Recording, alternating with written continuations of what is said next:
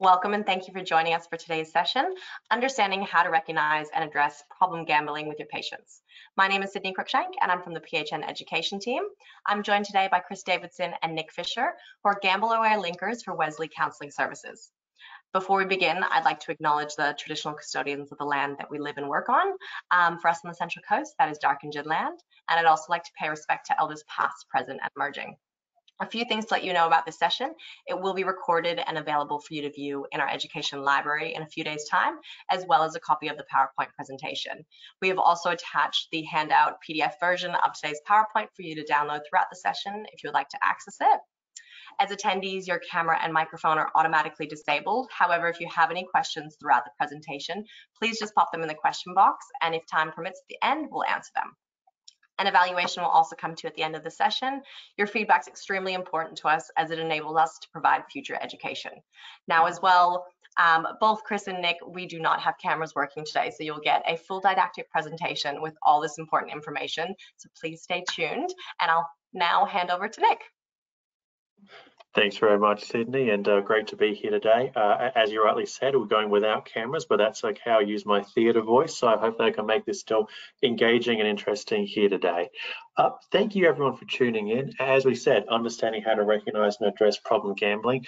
This is a really important issue and something that we really hope we can help people be more educated and aware on. So let's get to it. Let's roll ahead, and I'll give you some really important, hopefully helpful points for you. Amazing. Give a quick overview of what we're going to be covering here today. So I myself am what we call a practice specialist, so team leader of North Sydney and Central Coast for gambling counselling. So we cover a really broad region which stretches from sort of near the Hornsby region up to sort of Wyong, a little bit further up there, sort of Central Coast type of area. So a really diverse area that we cover. And we're talking a little bit today about the types and most common forms of gambling. So, we're going to talk about poker machines, a little bit about sports betting, a few different things around that area. And some of the information here might not be too surprising, and some of it might be new information to you. So I hope I can make it interesting and engaging and teach you and talk a little bit about some of the things going on kind of in that space and some of the things that might be affecting some of the people who you might be dealing with at the moment. We're just going to talk a little bit about just outlining problem gambling in terms of a definition, in terms of what it is, what it means, how it impacts upon people, and what to be aware of kind of in that space, because sometimes we've got to go back to the basics to really understand and unpack what something is. One thing I always really like to try and make sure we cover and that we're aware of, the warning signs and some of the screen that goes alongside that. Now, you may be thinking there's a lot of fairly obvious things here about looking at people who have limited access to funds, people who are sort of distracted or not present at certain events. These things are all true. We're going to cover that in a bit more detail and hopefully give you some really important information and awareness that's going to assist you in helping others. Really, really important, dovetailing in from that, the appropriate supports. Now, I think probably anyone working in this space at a very core level has a vested interest in wanting to help people, in wanting to make sure that they're well supported and that they have the opportunity to actualize things and make their life better. And I think it's really important to also do that in a way that's beneficial, that's not harmful, and that actually promotes a really appropriate recovery pathway. So we're talking a little bit about that as well. And speaking of pathways, we're also going to be talking about some of the referral sources and the services provided, because we are a holistic service. We work with people, but we work with people who also work with them, be it financial counsellors or other different means of support. So we're covering those key areas and a few other things too. So let's power ahead and get right to it. Amazing. So I think it's really good just to give you a bit of an overview about what we're all talking about here, about kind of how things work on a logistical level. So, a broad approach to addressing gambling harm, really kind of looking at sort of prevention type of thing. Let's just try and unpack this a little bit, because there can be some misunderstandings or just different definitions of different things kind of going on here. So, if we're talking about the prevention space, with non-problem gamblers and things of that nature, there's a lot to consider here, because, we kind of come from what's traditionally been known as a harm minimization model. So trying to decrease the risk, or decrease, I guess, the exposure, you might say, to problem gamblers and different things kind of going on in that space. But another way to look at it is, we recognize that gambling is, well, it says right there, lawful activity, but also something I think we shouldn't necessarily look at as a wrong activity or a negative activity, as much as it is just something that's kind of in the community. And we want to kind of lessen, as the name might suggest, really the harm around that, because, you know, a lot of people are obviously detrimentally affected. And again, we go back to those three kind of key areas: prevention, early intervention, help seeking. We want to make sure we tick all of those boxes, because, you know, it's one of those things where, and I could go on about this for a long time, so I'm trying to think and keep it reasonably short, but we go in at different stages of people's journeys, right? And we're talking about prevention, we're talking about people who are maybe very casual or non-gamblers, who just kind of want to stay away from the activity in general. Maybe they had a relative who was a gambler, or heard bad stories about gambling, or whatever the case might be. But, you know, that's a really important factor. You know, when talking about early intervention, that can oftentimes be getting in at a very key stage, you know, and the person's still deciding what they want to see happen and what they want to do around gambling. And then we talk about sort of people who are seeking help, maybe who are more problem gamblers. You know, I've also really got to consider a lot of the people we deal with have complex and really, really in-depth type of issues. But the thing I always like to say is, a gambler is not the sum of their issue. They are a person with their own very unique lived experiences and expectations. One of the really key things that we try and do is see people for who they are, not from what they're experiencing. A person who is a gambler is oftentimes also a family member, friend, employee, part of the community, all sorts of other things, all sorts of different people. So we really try and see that, work with people with where they're at. But that gives you a little bit of an insight to sort of some of the work that we do, and we're going to go into it in a little bit more detail, but here we go. Really important point I want to pick up here, and again, clues in the name, the gambling helpline, which is really, really key too. The 1-800 number on the screen right now is so important, because that is oftentimes the initial phase, initial stage where someone reaches out and gets a little bit of help and support. And to give you just a quick overview there, you know, we're funded by the Office of Responsible Gambling, which is part of the state government here in New South Wales, and the gambling helpline is really a component sort of, you know, linked to that. And that is the number that you'll see when you go to usually a venue or some sort of gaming facility. That number will be there, and that will connect you to one of our helpline counsellors. It's a 24/7 phone counselling service, which provides people with early intervention and initial support around what they're dealing with gambling. It works in a very, very similar way to Lifeline and 1-800 Respect and other services people may be aware of, which give people the opportunity to talk a little bit about what they're going through and where some of the issues they're finding might be. The people who work on this helpline, they themselves are professional counsellors, not surprisingly, who've got a lot of really unique and really diverse experience working with people in different ways. And one of the really, really key things this service hopes to provide is actually giving people links to gambling services across New South Wales. So you call up, maybe it's a bit of intervention, maybe it's kind of crisis intervention or a few other different things. And what you often find is from there, that gives people the opportunity to say, well, hey, I might want to actually engage with a gambling counsellor. And, you know, I might live in sort of a different region. I might live in sort of, you know, Taree or regional New South Wales or anywhere for that matter. And I want to reach out to a counsellor, and that's the way they'll connect. And that's a really good way of creating that referral that person, that other counsellor now has the means to contact the client. It's that really kind of soft referral introduction.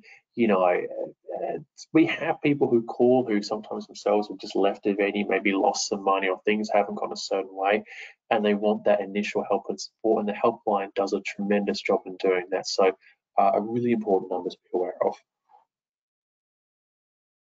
Amazing. Now, I should also cover a bit more about who we are and what we do, because we play a really pivotal role here in terms of the Gamble Aware system. As I said at the start, Northern Sydney Central Coast region, that's the region that we're operating from at the moment. That's our central, our core number we've got on the top there, the 1300 number. And what we do is a diversity of things. We offer face-to-face support as kind of our bread and butter, you know, the typical one-on-one type of counselling. We do some really great online support for people who might want to reach us via Teams or Zoom because of, you know, logistical issues, or you might feel more comfortable connecting with someone online. We do phone counselling. That really helps people who, you know, have either a limited schedule or just want that kind of, you know, more diverse wraparound support. And we do a lot of really important education. Chris, who's also part of this webinar, and Kathy, our other community linker, do some outstanding work in terms of education and engagement with the local community, talking to them about gambling issues and how it might be affecting them.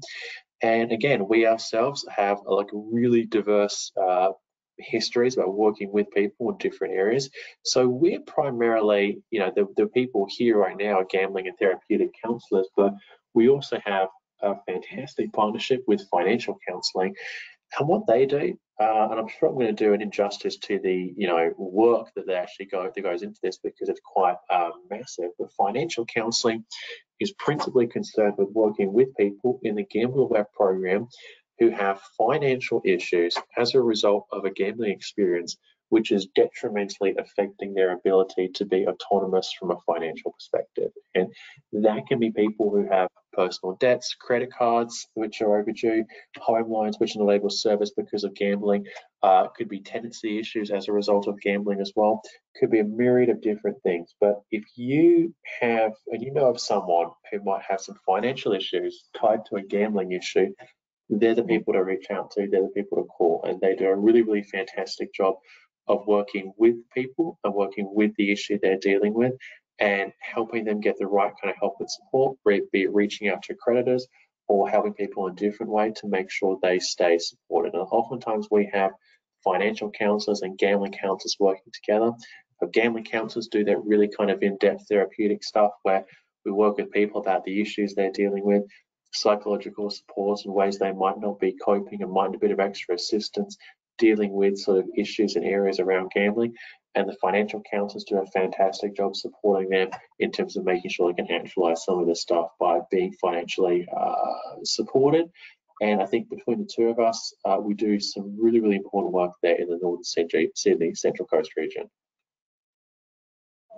Amazing. So I'm just going to run through a little bit more about where we are, because as I said at the start, pretty big region. So good just to underpin that a little bit further. We have offices in Tuggerah. We do some really important work in Wyoming, so Central Coast type of region. Some outstanding outreaches in San Remo and Wyong, who's supported by one of our gambling counsellors there. In the sort of Manly area, we're doing some important work, as well as kind of Ryde and really North Narrabeen, and even a little bit sort of in North Sydney now, we actually have some sort of really important support which go on there. So we're pretty diverse in the area that we cover. So I think the point to be made there is, if you know someone experiencing gambling issues in New South Wales, chances are we're going to have either an office which is reachable to them, and if we don't have that, we should be able to provide some online support that I don't think you're going to be in a situation where you won't be able to be supported. So really diverse areas that we cover, and look, as I said, really important kind of geographical space that we're in.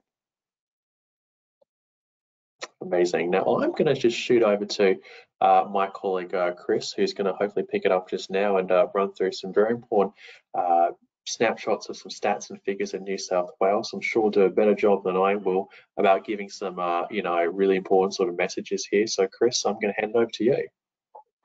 Yeah, thanks Nick. I just wanted to sort of add to what you were saying earlier about appreciation for people tuning in, and to show some interest in this, because traditionally gambling addiction, talks on gambling addiction like this don't sort of draw the crowds that most of the other addictions or even mental health issues do. So for those who are tuning in, I really appreciate it, because there is some important information in here.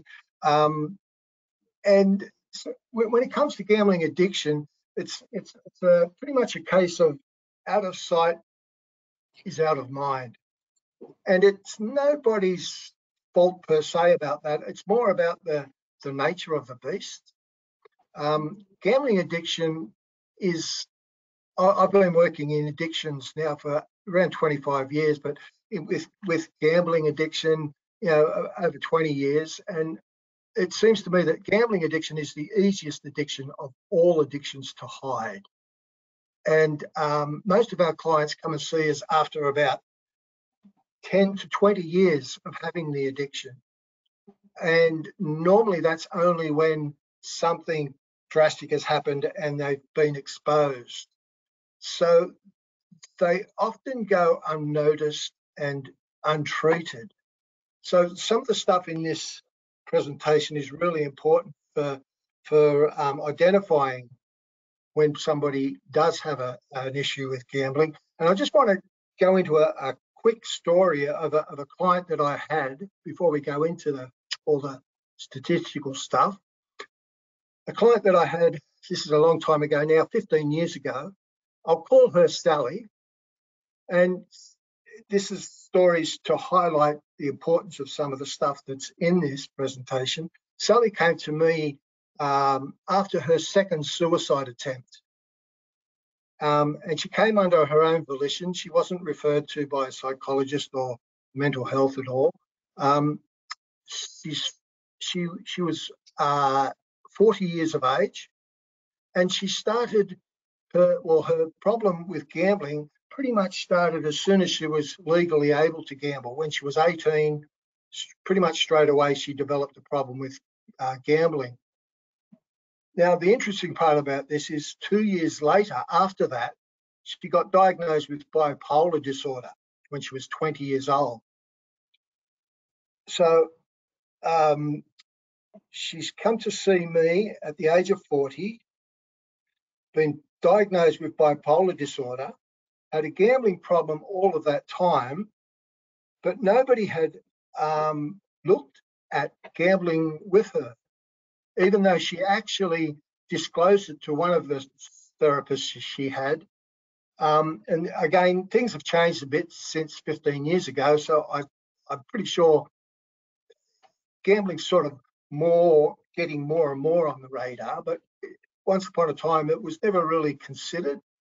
And she actually said to her therapist that she's gambling out of control, and the therapist actually said to her, well, you're just bored.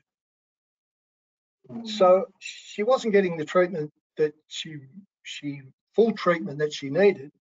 So she came to see us, and I worked with her for quite a period of time, 2.5 years. And in that, the way I was working with her was in conjunction with her psychiatrist. And he was great. And to some degree, I was under his supervision with working with her. And cutting a long story short, after 2.5 years of treatment, she was off all of her meds for bipolar disorder, under the supervision with a psychiatrist. And I was really interested in this, so I took it to a guy called Clive Alcock, who at the time was working at Hornsby Hospital. Clive was he's the guru in Australia, if not New South Wales, for gambling addiction treatment and research. He's written books. So I took it to him, and he said to me, his words to me were, whenever there's gambling addiction involved, take a diagnosis of bipolar disorder with a grain of salt. So for 20 years, and after 2 suicide attempts, she finally got the full treatment that she needed. And hopefully, with some of the information that's in this presentation, that might be able to save one of your patients from the same fate of my client. So here we go. Australia has $225 billion of losses. So these figures are from 2019. So they've changed a bit since then. And when I say changed a bit, I don't have the figures, but I'm pretty sure they're on the increase, mainly because of sports betting and horse racing has increased considerably. Sorry, not horse racing, sports betting and online racing sort of betting has increased. Nationally, Australia has loses $1,277 per adult, but in New South Wales it's closer to $1,600. Poker machines by far is the big money maker when it comes to gambling. And the bottom of the screen here, it says 6% is on sports betting type things. That has increased, but that'll come up again in other slides. So in Australia, we are the biggest punters in the world. And in fact, apart from Singapore, we gamble over twice as much as any other nation, at least twice as much as any other nation, and lose twice as much as any other nation. An interesting thing about this slide here is that America, who most people think are the biggest bettors in the world, is not even in the top 10. But Australia are way out in front. So, poker machines, the big money makers. So they represent probably close to 1/6 of all gambling activity in Australia, yet are responsible for 4/5 of all gambling addiction. And this is a man-made product which has been developed and improved time and time again over many years of research and development. So poker machine losses in New South Wales, just poker machines alone, is over $2 billion a year in 2022, which equates to about $600,000 a day in New South Wales. On Central Coast, it's only $85 million lost each year, which equates to over $200,000 daily. So they're pretty shocking sort of numbers. But the big improver, as I said, is online gambling. As you can see from throughout COVID, the COVID period, online gambling has doubled. And I'm almost certain that it's even increased even further there, but I don't have the figures. And one of the major reasons why it's doubled, of course, was COVID, but the other one was advertising. You would have heard, I'll just go back, you would have heard recently the government is looking into what they can do about banning advertising in all sports, televised sports. So, yeah, there's a lot of interest on how much advertising there is actually for online gambling.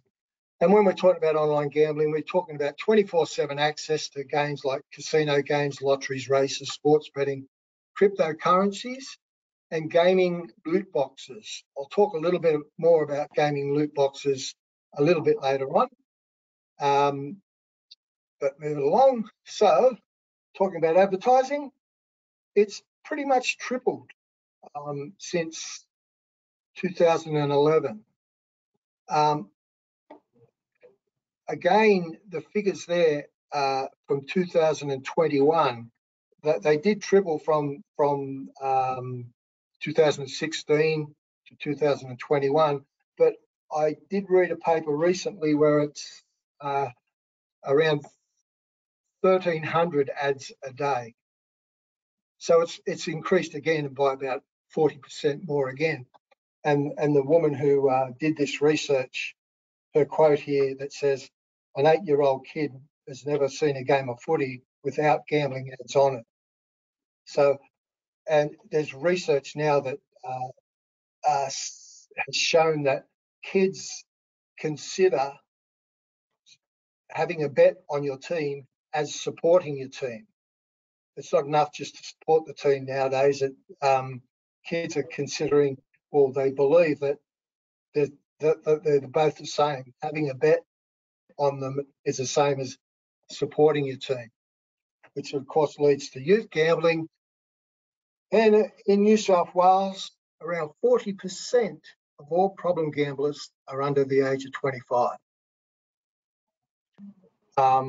Teenagers, 80% of teenagers have gambled, and they generally start at age 11. And again, it's more online that they're doing. And the big shock to this one is that they're 5 times more likely to develop a problem with gambling. So we're not doing our kids any justice here. So this gets back to the gaming and gambling within gaming. You may or may not know that a lot of the online gaming, kids gamings with Fortnite and games like that, gambling has been embedded into some of these games, and gambling and gambling-like activities. The poker machine industry has been actually buying up a lot of these online gaming sites, and there's gambling being instilled into within the games, and they have tricky ways of getting people to think that they have some form of control within the gambling that they're doing, where in fact they don't. And I'll give you an example. There's a poker machine. I don't know the name of it, but there is a poker machine where there's a button for each reel that's on the poker machine, and you can press button under each reel at a specific time, whenever you like, and it'll stop the wheel from spinning. And so it gives you this illusion that, oh, I'm stopping the wheel when I want to stop it, which will give me the number which I hopefully will be able to pull up. But what people don't realize is that the machine has already selected regardless of when you press the button of each reel, the machine has already selected the numbers or the icons that it's going to reveal. But it gives you the illusion that you are under control, and you can control when the reel is going to stop spinning. But in fact, the result is already out there. So there's a lot of interesting ways that and the technology that gaming, and as I say, the poker machine industry is buying up a lot of these games, and they're using a lot of the same strategies, a lot of the same techniques, which can give people a false sense of confidence and control when it's actually not there.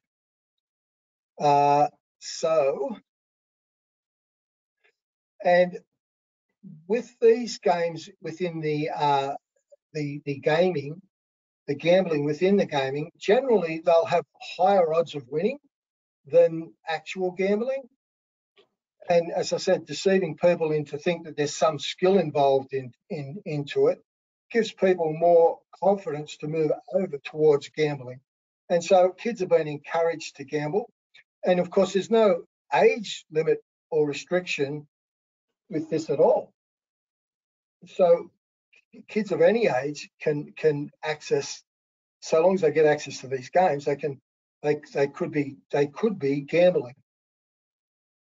And if not gambling, playing gambling-like games within the game itself and being conditioned, if you like. So, for every one problem gambler, there is on average another 6 people affected. So, although, I think it's 1% of Australians or adults who will develop a problem with gambling, the ripple effect is quite broad, and people are being affected in ways of their finances, their mental health, relationships. I think if you're a problem gambler, the odds of you having a relationship breakup are better than even money or 50-50. better than 50-50. So we're talking about anybody. I've worked with, of course, partners. We do a lot of work with partners of problem gamblers, families, family members, and even bosses.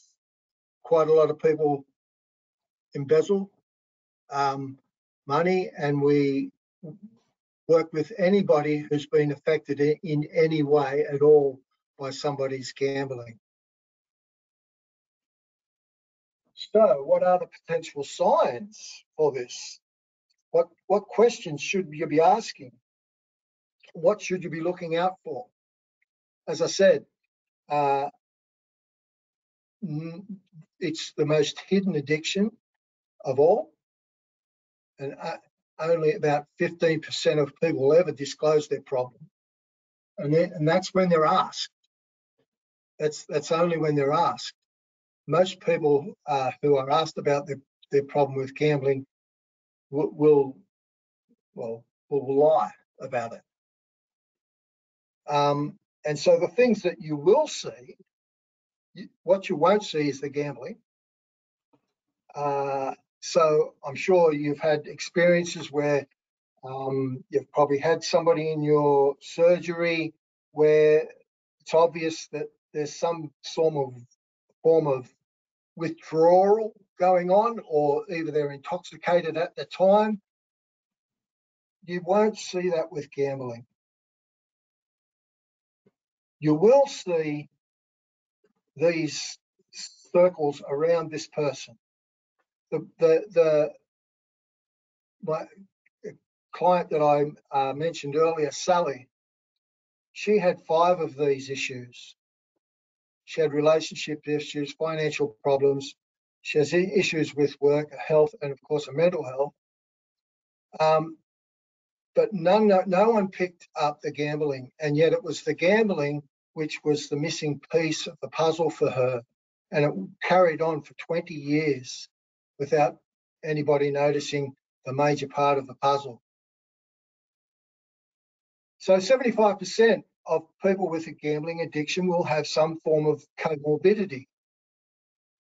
And of course, there's an increase of suicidality. I think it's about 1 in 6 will have a serious consideration of suicide or attempt of suicide. And of course, that ripple effect goes out into the family.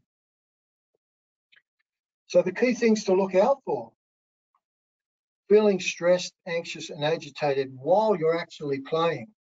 Not enjoying it, but I just can't stop. I just got to keep trying to. This second point on the list, trying to win back my losses. And not having a good time at all, but still doing it, and only stopping when all your money's lost, when the venue's closed. Going to the ATM more times than you actually intended, and I've put in there or remembered, and I've put that there because many times we have our clients will talk to us and they'll say, and this is, I'm talking mainly about poker machines now, they'll say something like, I'm sure I only went to the ATM 3 times, but my bank statement says I've been there 6 times. Gambling, for problem gamblers, it's an altered state of consciousness. And it's a form of dissociation. Again, when it comes to poker machines, they've done research on people playing a poker machine, and they'll play it and they'll say, I play it because it's relaxing for me. But when they're with stress monitors connected to them, their body's off the scale with stress, but they're consciously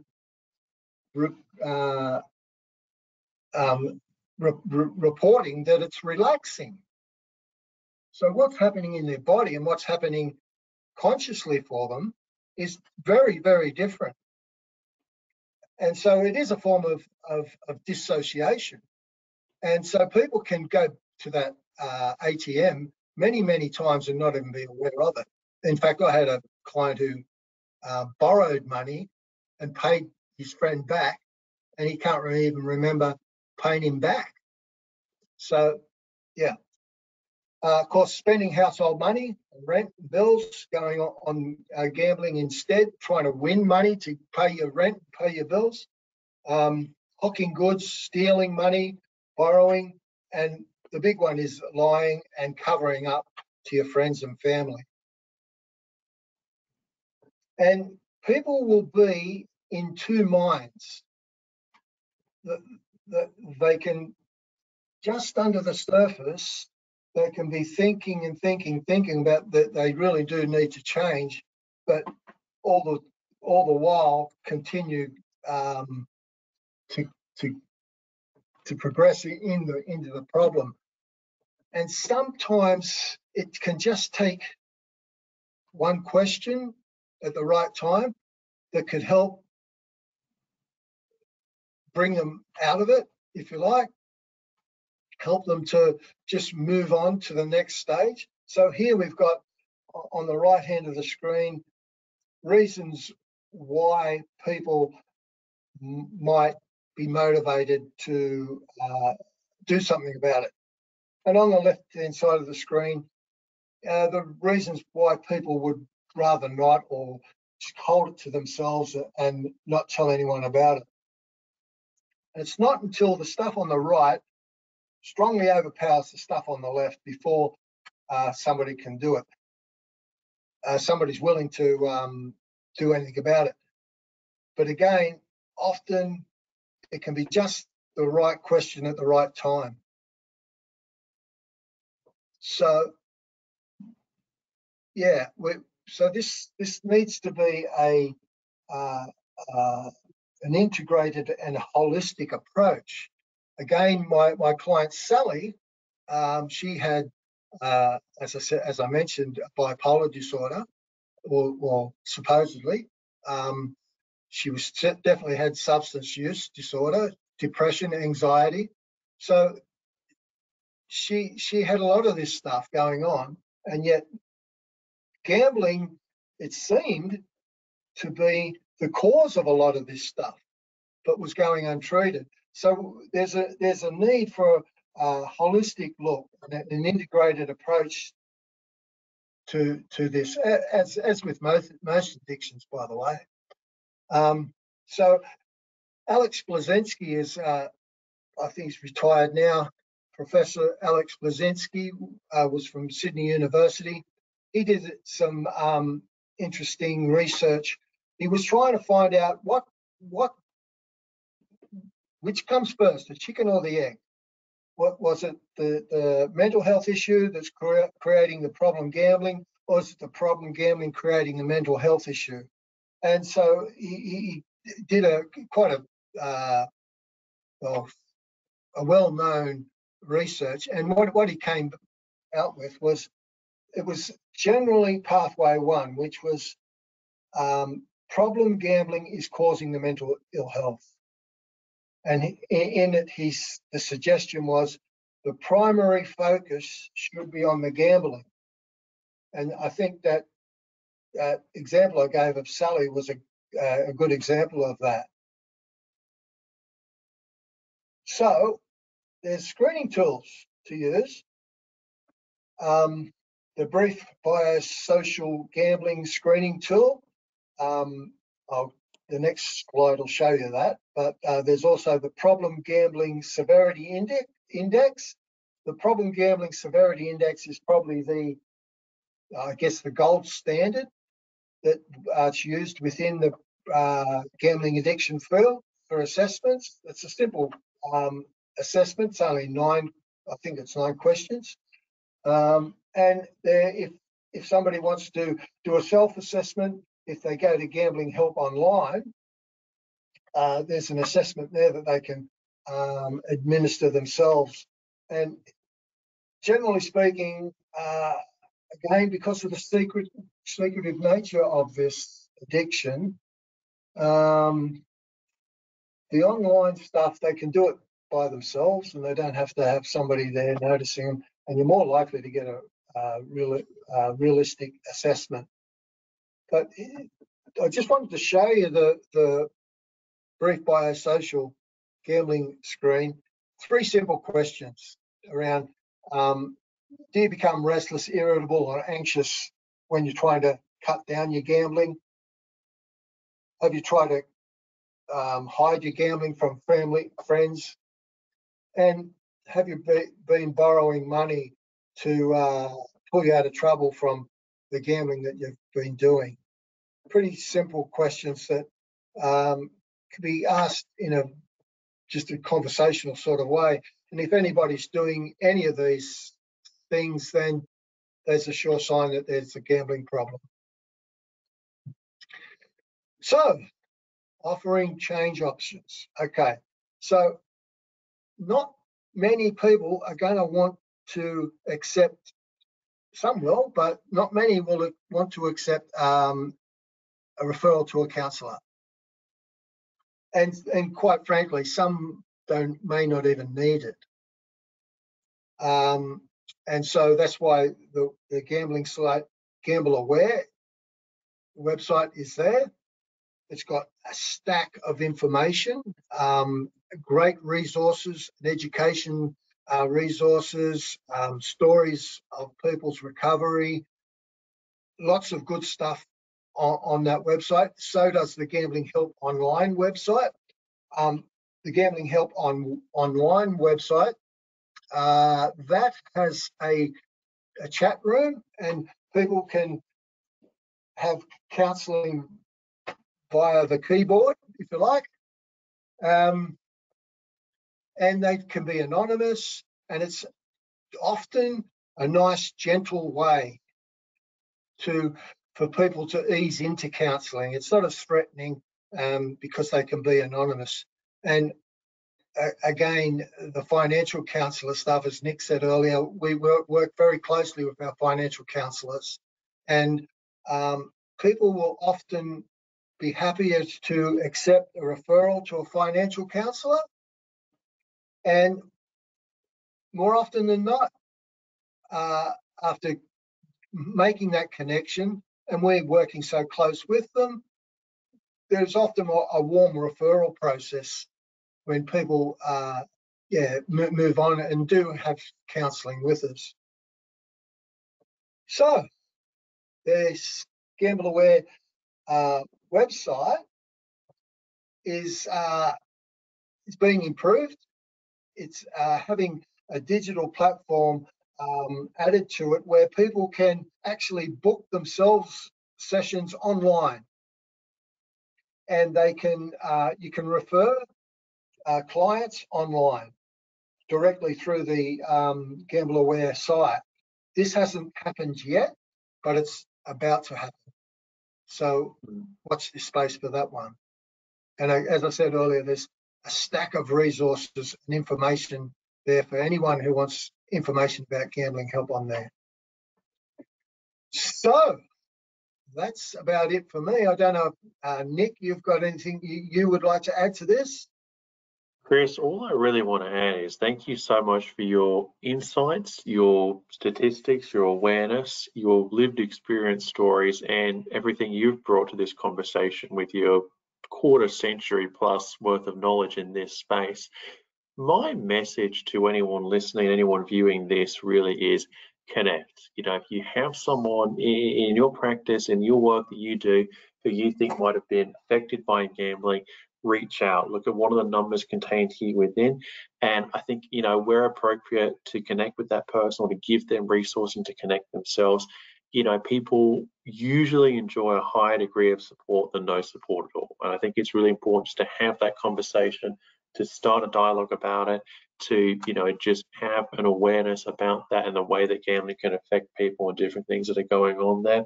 Because, you know, this is a societal issue, this as a problem, it isn't going away, but that doesn't mean that we can't do things about it. And it doesn't mean that efforts aren't already being made at a high level to ensure that more is being done, both from a legislative perspective, from a social and cultural perspective, and again, from a therapeutic perspective. So I'm really proud of the work that we do. And, you know, once again, I really hope that anyone listening now can play a really important step in terms of supporting people who might have been affected too. So no, a really big thank you to you, Chris, and a really big thank you to everyone who's been listening here today. Thank you both so much.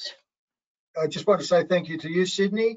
And also, if people were interested in learning more about this, on this screen here are the links to the gambling harm comorbidities. I think these are both about 90 minutes trainings. Yeah, the gambling harm comorbidities one, and as well as training on opening the door, how to raise the question and facilitate a conversation around that. If you want to learn more, go to these links. Amazing. Thanks for that, Chris. And we will have those resources available on our PHN library. Should be by tomorrow, but if not Monday. But thank you both for a wonderful, informative session, and I can't wait to share it with everyone. Thank you very much. And thank you, Sydney. Thank you, Chris. Thank you. Cheers.